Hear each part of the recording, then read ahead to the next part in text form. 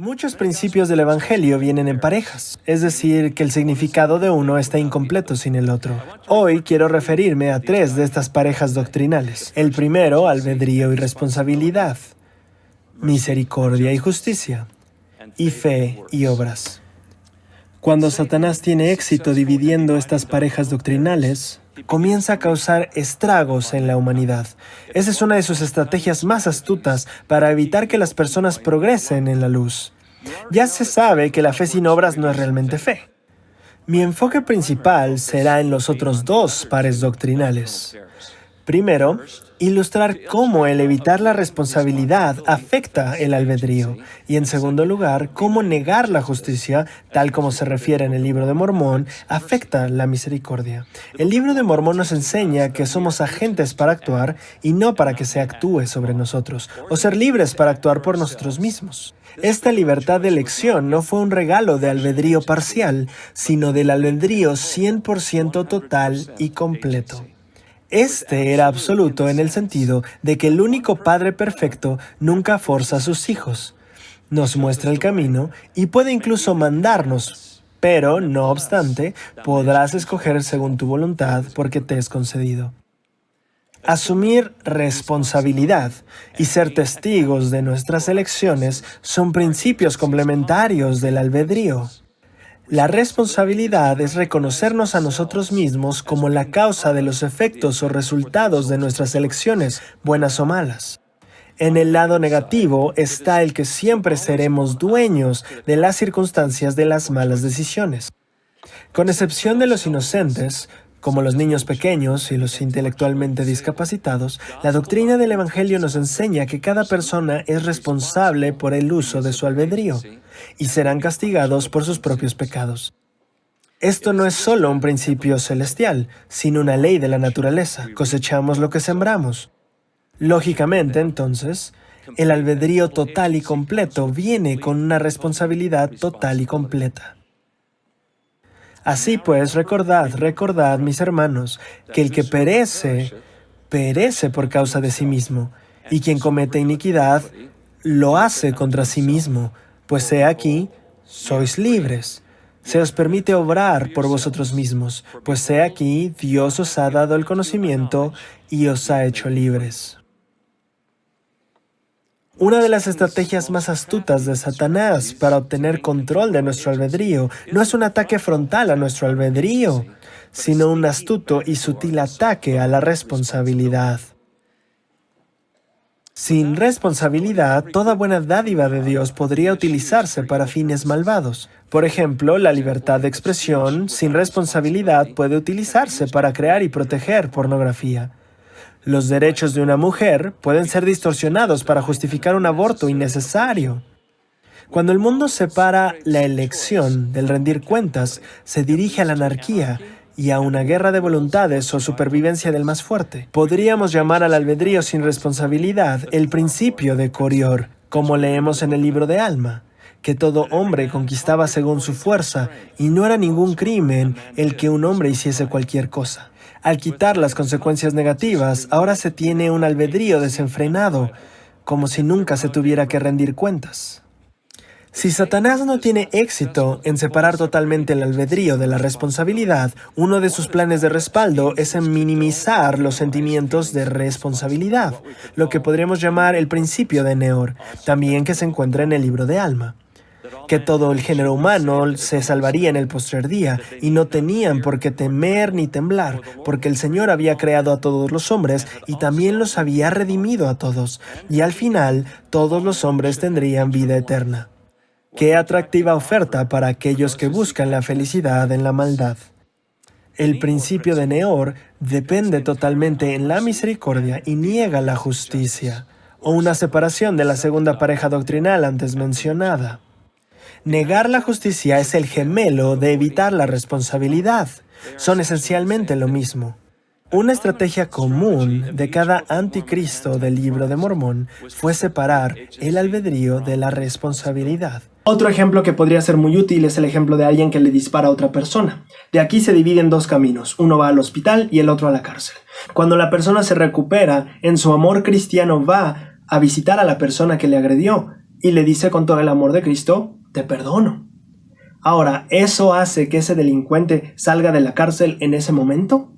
No, no paga su rescate, ¿te das cuenta? El perdón no paga el rescate de las consecuencias debido a los hechos que hemos cometido.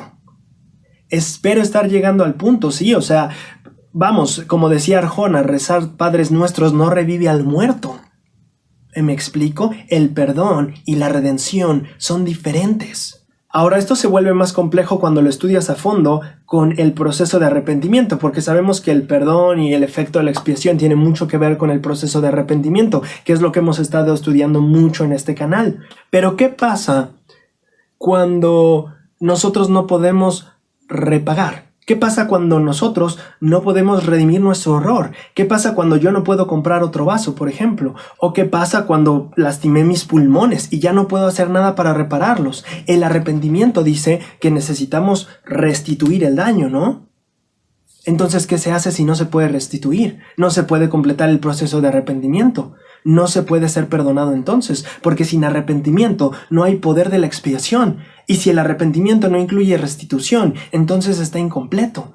Sería como arrepentirme sin confesar, o arrepentirme sin haber dejado o abandonado el pecado, o arrepentirme sin confesar a quien haya tenido que hacerlo, ya sea el padre o una autoridad de la iglesia. Eso sería arrepentirnos incompletamente. El arrepentimiento tiene que incluir todos sus pasos para que sea completo. Si no, no es arrepentimiento y entonces no hay poder de la expiación, ni para perdonar, ni para redimir. Hace muchos años, el presidente Packer dio un discurso maravilloso llamado La luminosa mañana del perdón. Yo lo leí hace unos años, pero desde que lo leí quedé fascinado con la doctrina que enseñó. El presidente Packer dice: para obtener el perdón debemos restituir. Ello significa que debemos devolver lo que hayamos tomado y aliviar el dolor de aquellos a quienes hayamos lastimado. No obstante, a veces es imposible devolver lo que se ha tomado, ya que no se tiene para restituir.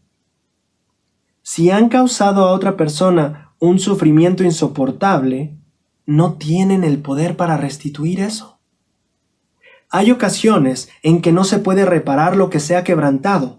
Quizás el agravio se haya cometido mucho tiempo atrás, o las personas a las cuales hayan ofendido rehúsen aceptar su arrepentimiento.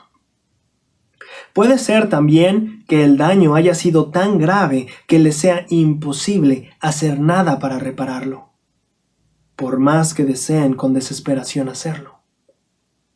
Su arrepentimiento no puede aceptarse a menos que haya restitución.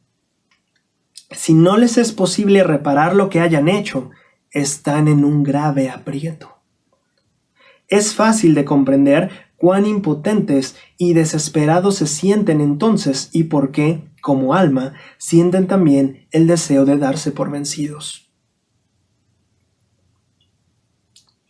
La reflexión que rescató a Alma cuando él la puso en práctica fue la siguiente: restaurar lo que no se puede restaurar, curar las heridas incurables, reparar lo que se ha quebrantado y no tiene arreglo, es el propósito principal de la expiación de Jesucristo.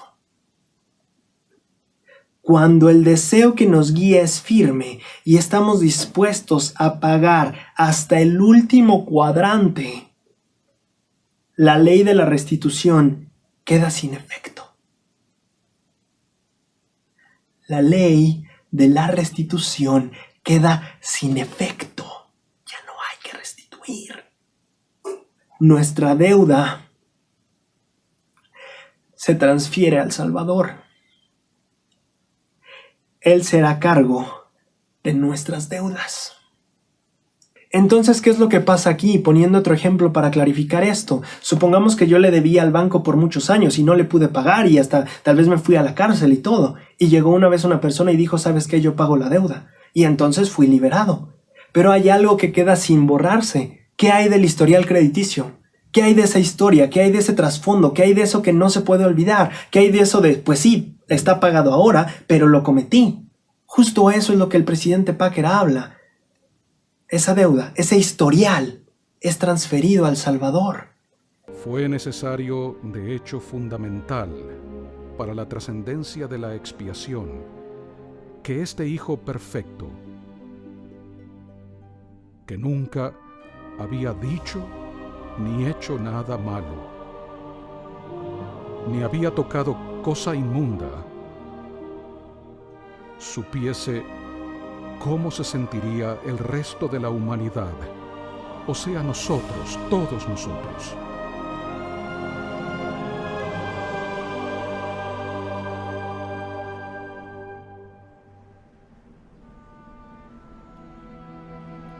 Por fin y piadosamente, el sufrimiento consumado fue.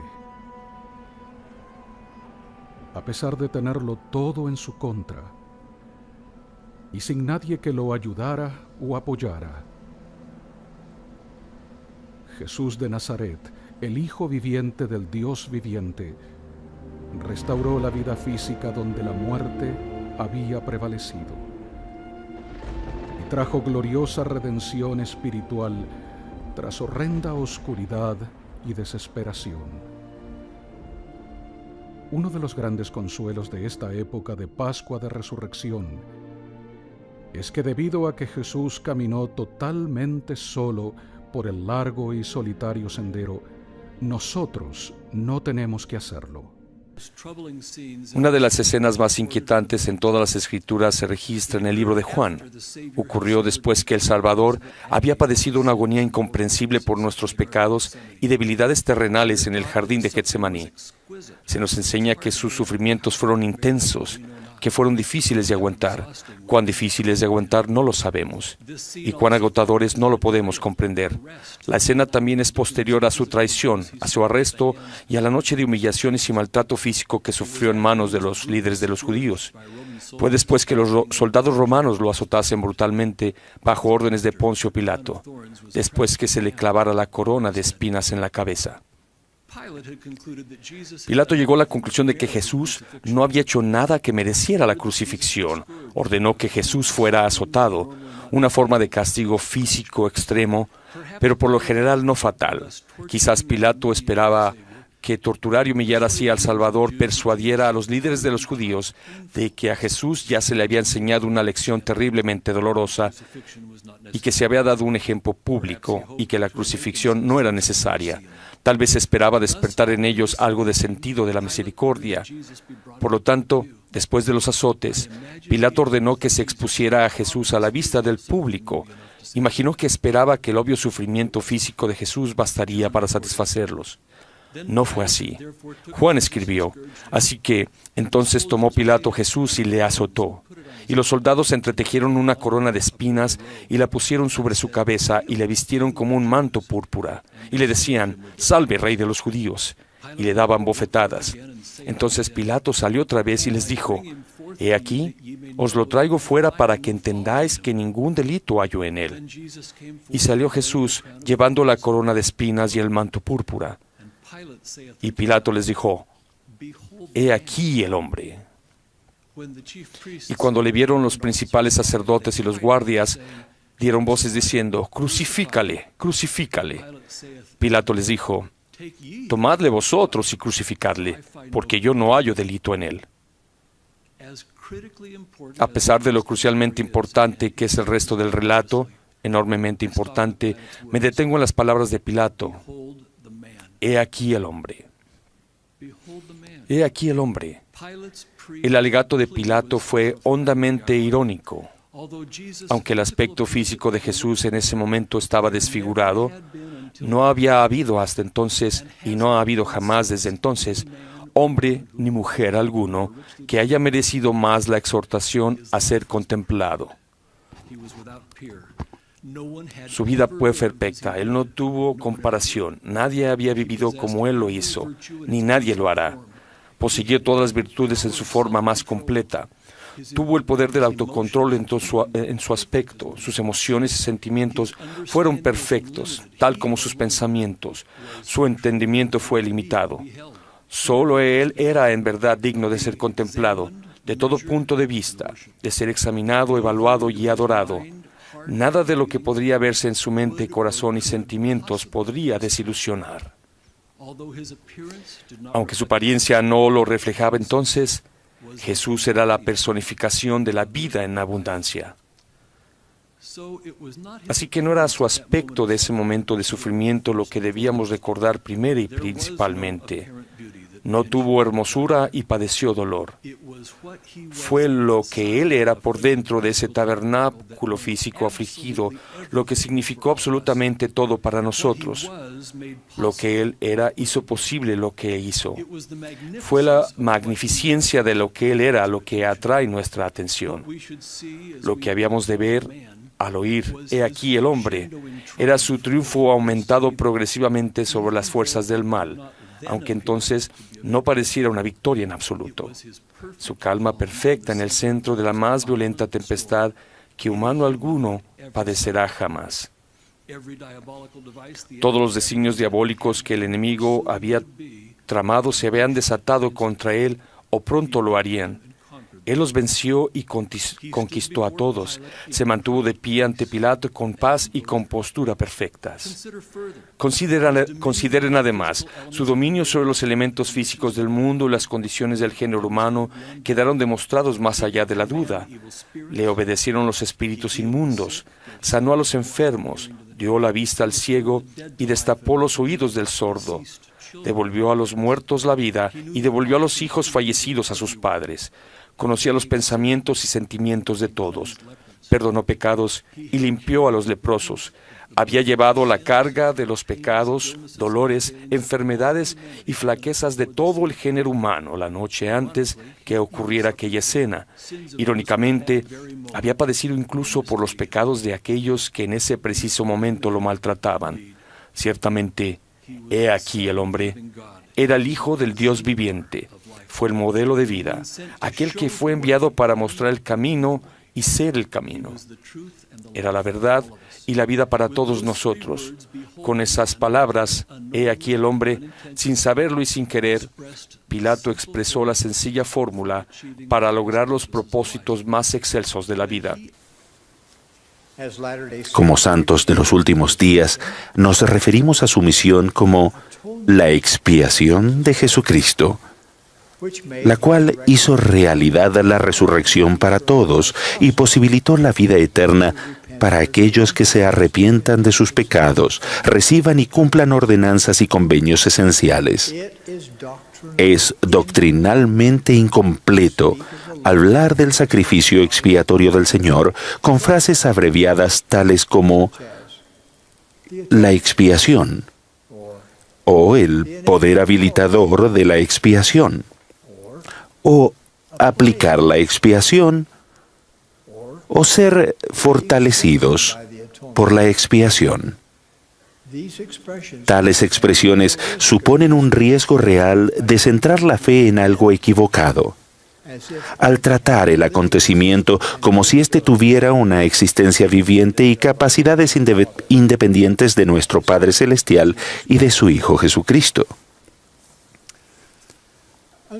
Conforme el gran plan eterno del Padre, es el Salvador quien sufrió.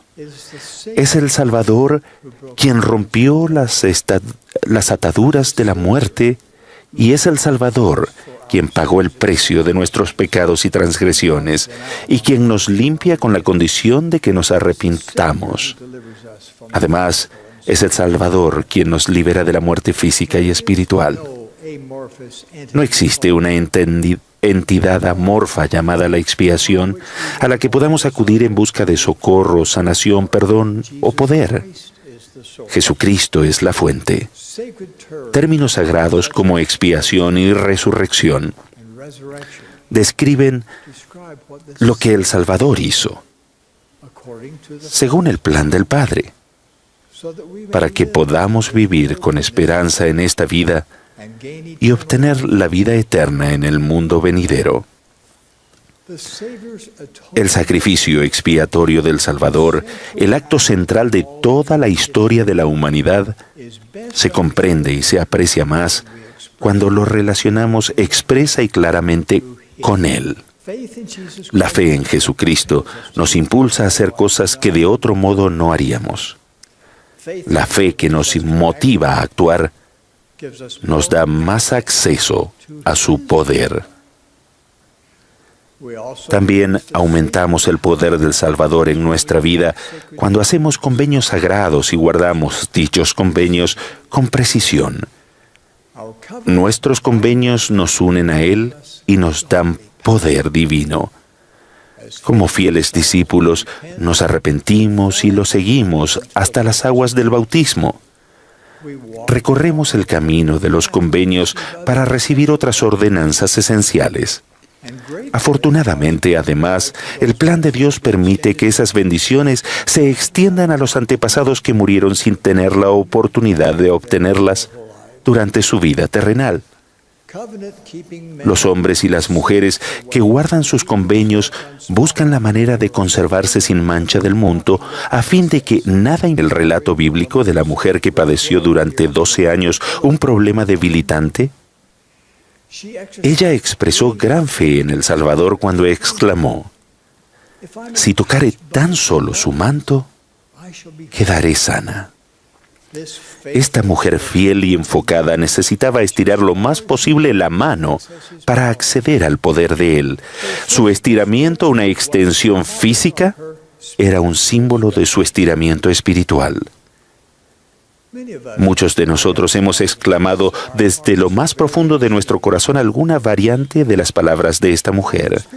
Si pudiera estirarme espiritualmente lo suficiente como para obtener el poder del Salvador en mi vida, sabría cómo afrontar mi desgarradora situación, sabría qué hacer y tendría el poder para hacerlo. Cuando procuren, hermanos, el poder del Salvador en su vida, con la misma intensidad que tiene uno que se está ahogando y lucha por respirar, el poder proveniente de Jesucristo será de ustedes.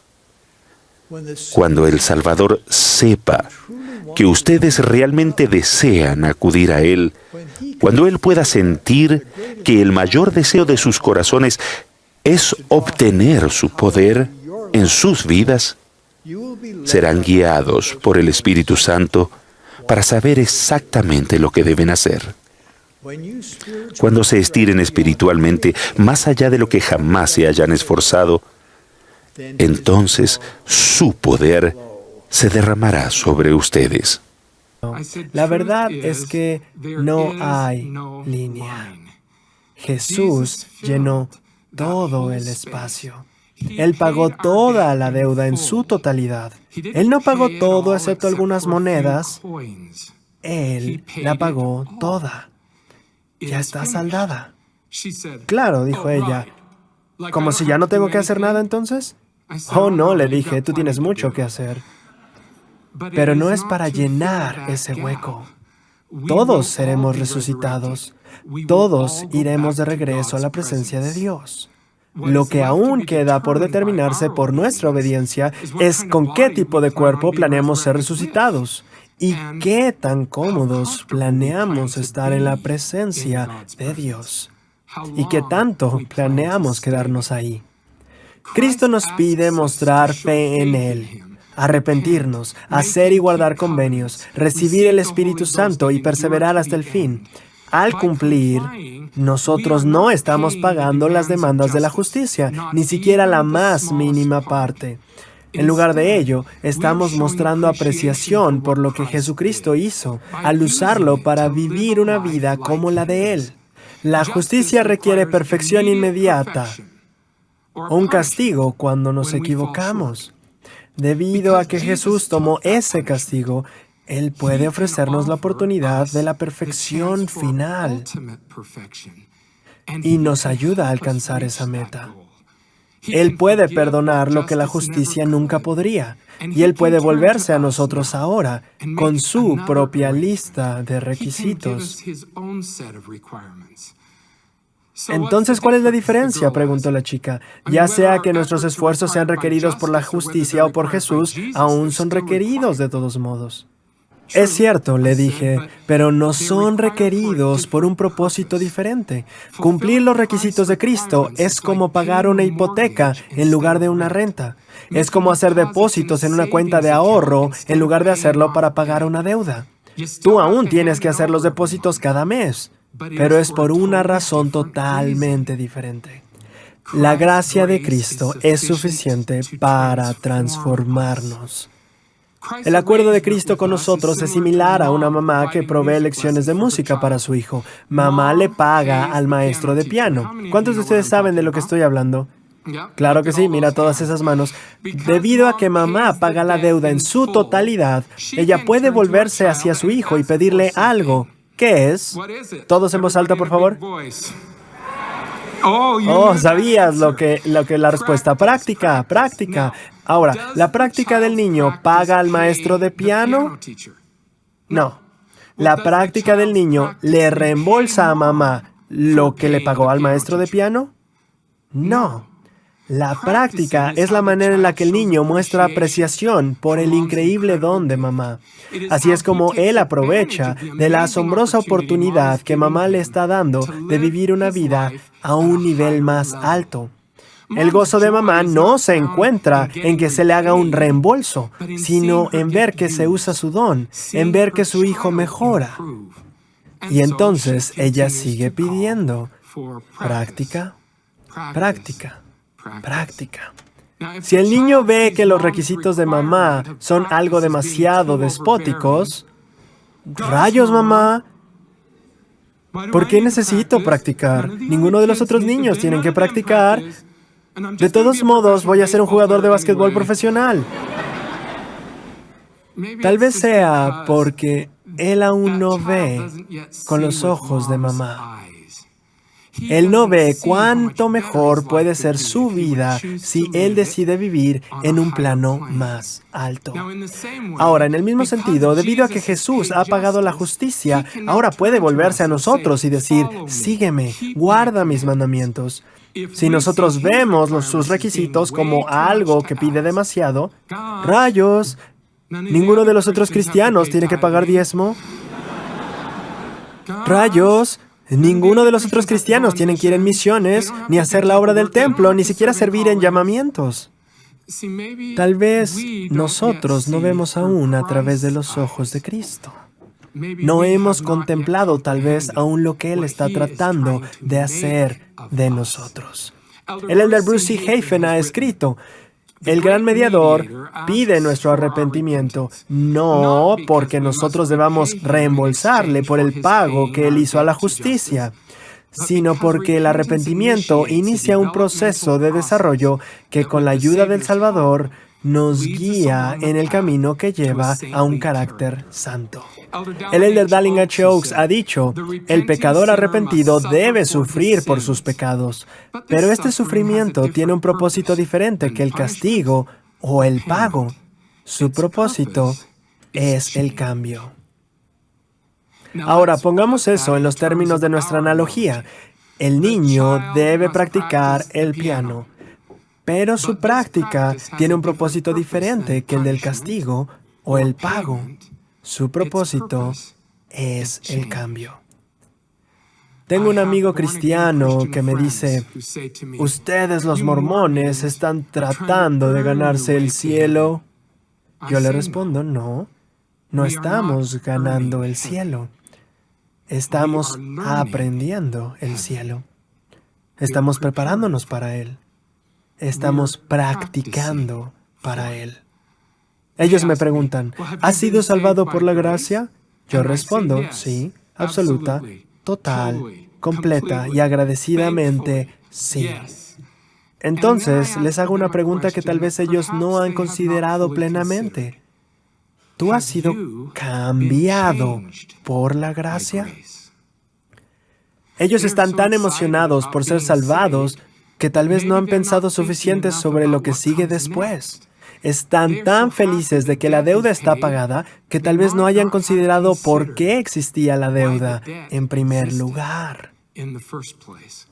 Los santos de los últimos días sabemos no solo de qué nos salvó Jesús, sino también para qué nos ha salvado. Como lo puso mi amigo Brett Sanders, una vida impactada por la gracia, con el tiempo comienza a verse como la vida de Cristo.